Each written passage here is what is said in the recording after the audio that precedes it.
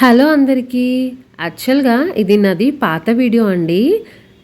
వీడియోస్‌లో లేకపోతే నేను ఇన్‌స్టాగ్రామ్ నుంచి మళ్ళీ డౌన్‌లోడ్ చేసుకున్నాను. పౌర్ణమి రోజు సత్యనారాయణ స్వామి వ్రతం, ఇంకా నరసింహస్వామి వ్రతము ప్రతి నెల చేసుకుంటానండి. ప్రతి నెల ఖచ్చితంగా ఈ 2 వ్రతాలు చేసుకుంటాను.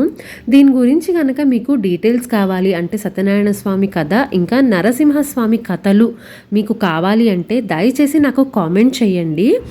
నేను కథలు అన్నీ చదివి మీకు ఒక వీడియో పెడతానన్నమాట. అలానే ఈ గురు పౌర్ణమి అంటే ఈ పౌర్ణమి ఆదివారం రోజు వచ్చిందండి. ఆదివారం రోజు చేసుకోవాలి అనుకున్న వాళ్ళు నాకు ఒక్కసారి కామెంట్ చేయండి.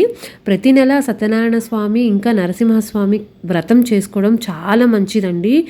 ఈ ఇల్లంతా శుభాలతో చక్కగా లక్ష్మీదేవి కళకళగా ఉంటుంది ప్రతి నెల చేసుకుంటే. నాకు ఒకసారి కామెంట్ చేయండి. ఓకేనా? బాయ్.